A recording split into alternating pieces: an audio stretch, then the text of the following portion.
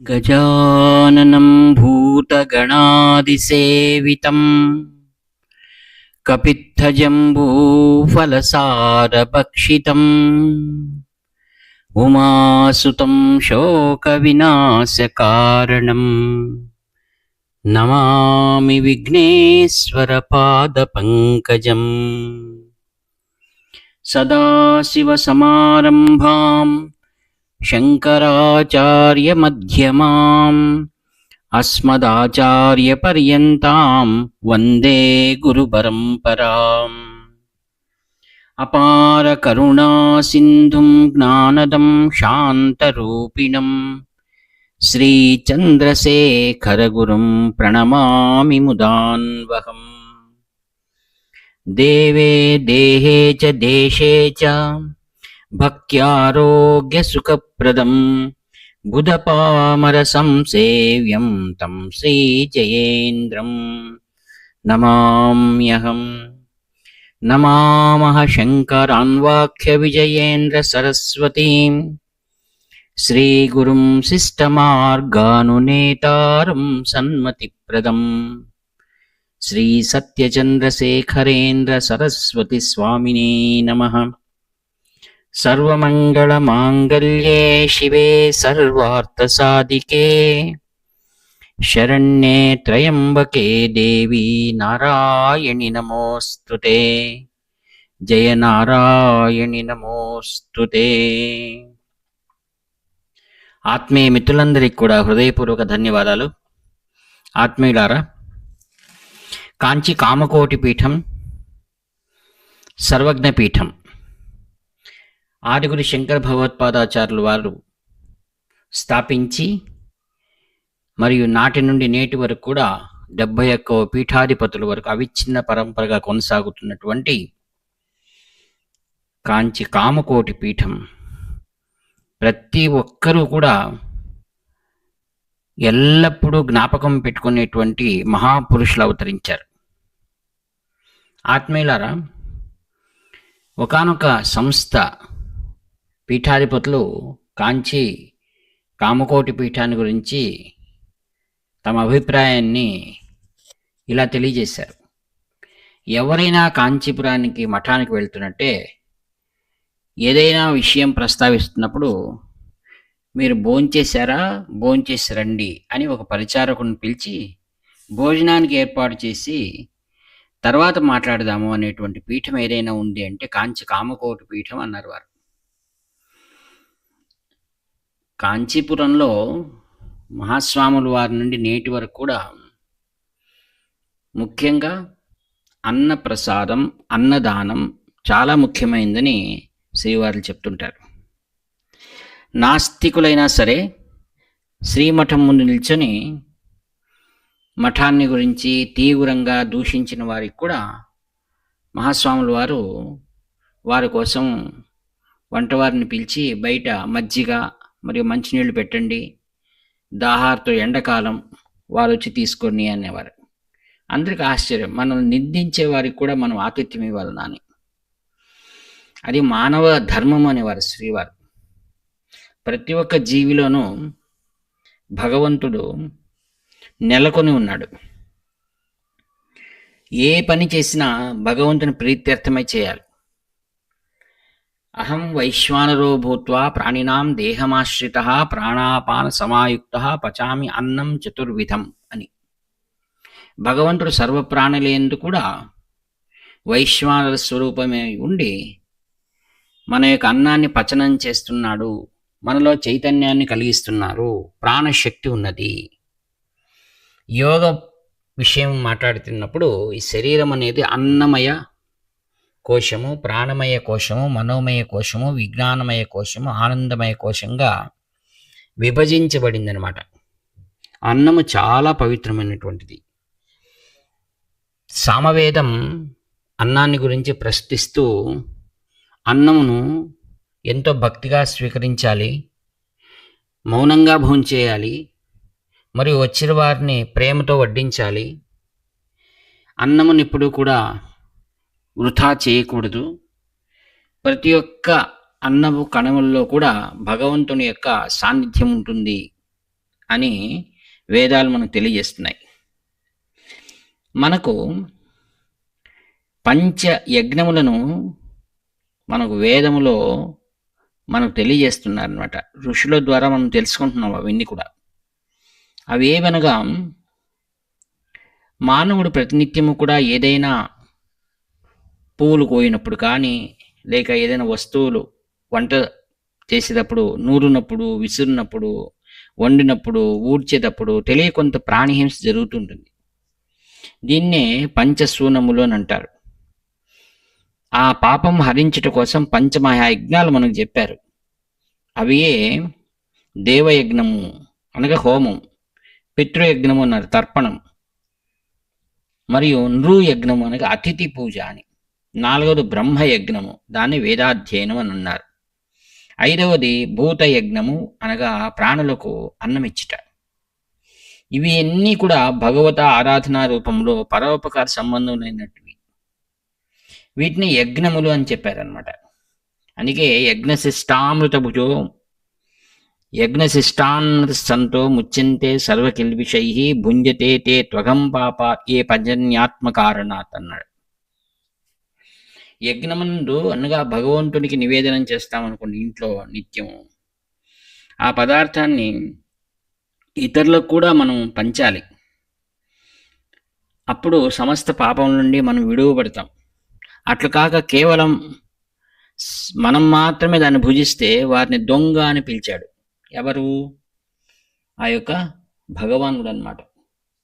కావున మనం ప్రతి ఒక్కరికి మనకి ఏదైతే భగవంతుడు ఇచ్చాడో దాన్ని భగవదర్పితం చేసినటువంటిది ఇతరులకు కూడా మనం పంచాలి. ఇక్కడ అంటున్నాడు, ఇష్టాన్ భోగాన్ హి ఓ దేవా దాస్యంతే యజ్ఞభావితా తైర్దత్తా నా ప్రదాయేభ్యో యో భుంక్స్తే స్తేన ఏవ సహా. మనం చేసేటువంటి సత్కర్మలన్నిటికీ సంతోషిస్తారు దేవతలు. మనకు కావలసినటువంటి భోగములు ఇస్తారు.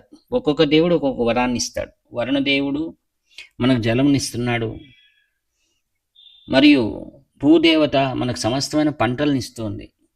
ఇలా భగవంతుడు మన కోసం ఈ యొక్క పంచభూతాలన్నింటినీ అందించాడు.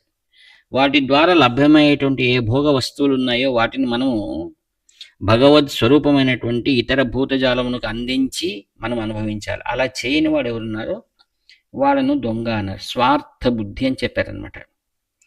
మరి ఈ అన్నం ఎలా లభ్యమవుతుందనే విషయాన్ని కూడా వేదములో సుస్పష్టంగా మనకు తెలియజేస్తున్నారు. వేద సారము ఉపనిషత్ సారం అని భగవద్గీతలో 3వ అధ్యాయంలో అన్నం ఎలా వస్తుంది, అన్నమునకు వేదమునకు ఓంకార అక్షరానికి ఉన్న సంబంధాన్ని ప్రతిపాదిస్తున్నారు.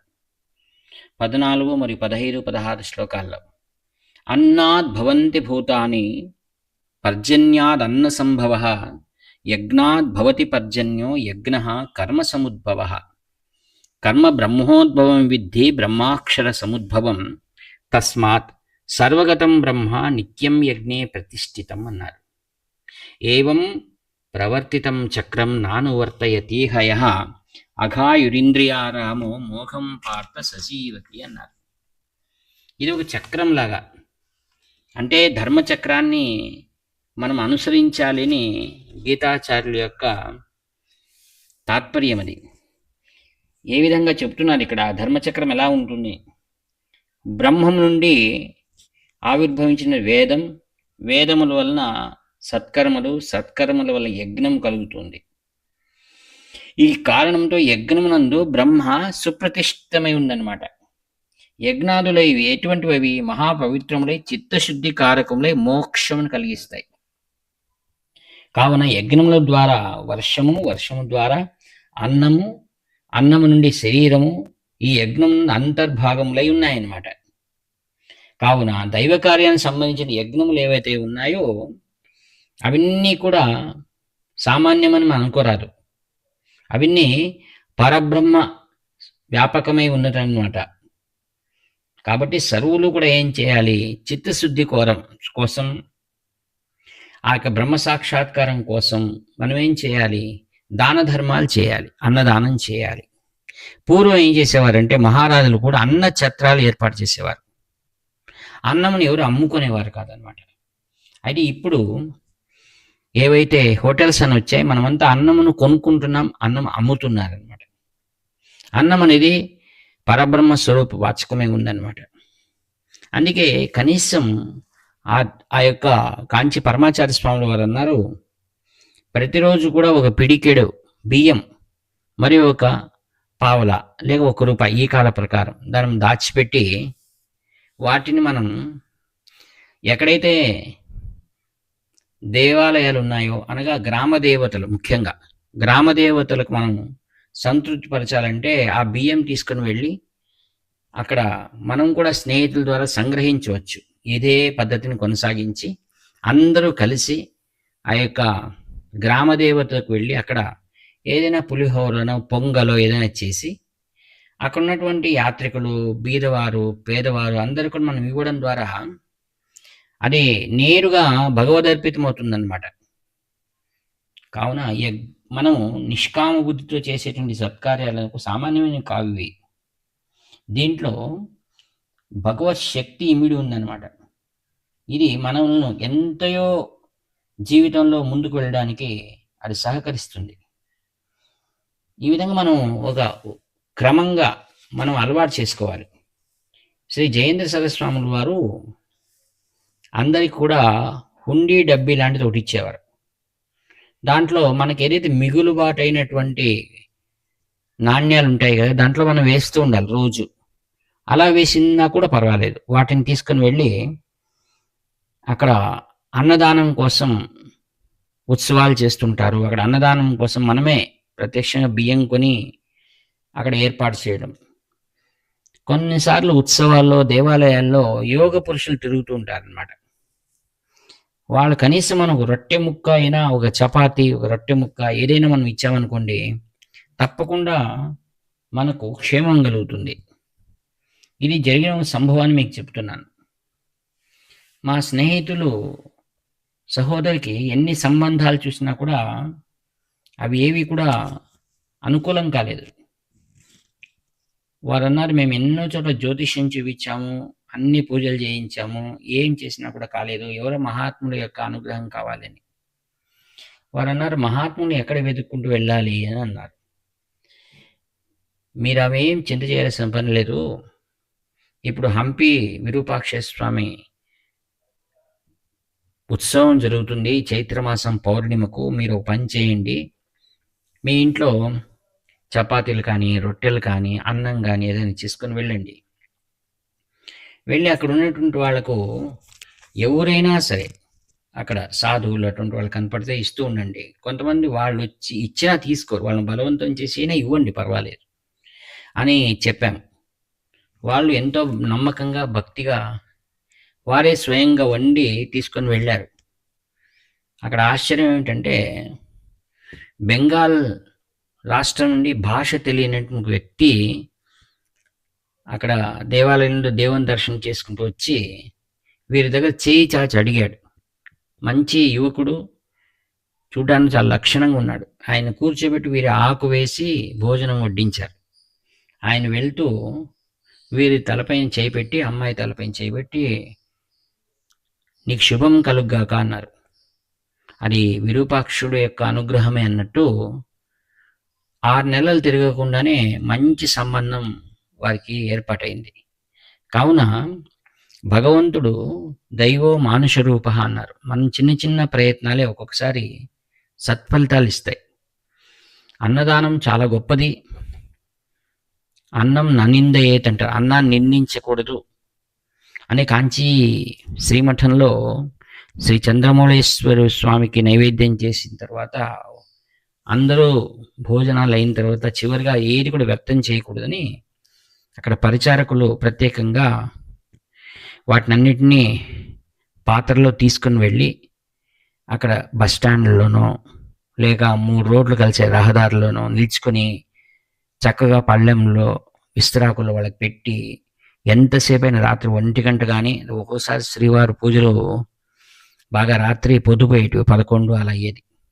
అయినా కూడా వాటిని తీసుకుని వెళ్ళి అలా పంచి వచ్చిన తర్వాత ఆ పాత్రలని కడిగి అలా మళ్ళీ శుభ్రం చేసి పెట్టాలి. ఇది నియమం. అంటే ఆ రోజు రాత్రి ఏ భోజనం కూడా వ్యర్థం కాకూడదు, ప్రతి ఒక్క జీవి కూడా చేరాల్సిందే అని.